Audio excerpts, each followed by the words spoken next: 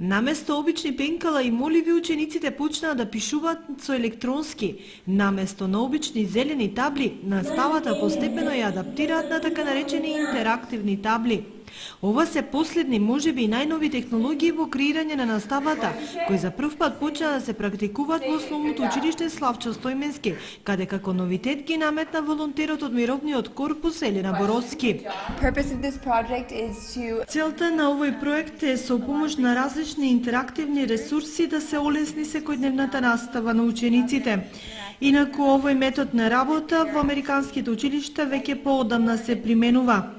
Задоволна сум од престојот во Македонија, во Виница, а посебно во основното училиште Славчо Стојменски. Си заминувам со убави импресии и се надевам дека ќе се вратам пак. Slavcho Stominski School, and I will miss it a lot. I hope to visit again soon. Опремата за училницата, која е единствена од ваков вид во поширокиот регион, е донација од Мировниот корпус. Сработивме проект кој што е интерактивна училница и успеавме да набавиме еден вид на прилагодена интерактивна табла, која што се надевам дека ќе ни биде многу од помош во изучувањето на странскиот јазик со учениците. Пред се нели ова ера на информатичка технологија, информатичко општество и се трудиме информатиката да биде што повеќе инволвирана во наставата и наставниот процес и сметам дека учениците ќе имаат голема полза од вака реализираниот проект и вака опремената училница. Технологијата како никогаш досега го менува и обликува начинот на кој што живееме, функционираме, комуницираме и работиме.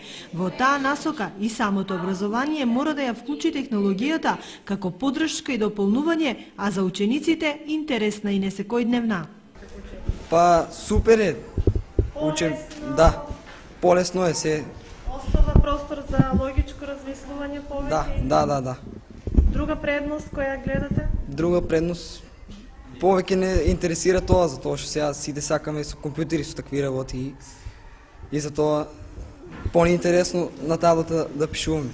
Па денес во часот по англиски јазик ми се допадна се, затоа што вака прв пат ни одржуваме ваков час и е многу интересно и се надевам дека и во иднина вака ќе ни бидат можеби сите часови. Мировниот корпус во Виница веќе десетина години има своји волонтери кои ги пренесуваат американските, но паралелно црпат и македонски искуства од нас. Елена по 2-годишниот престој во Виница и основното училиште Славчо Стојменски заминува повторно за Америка.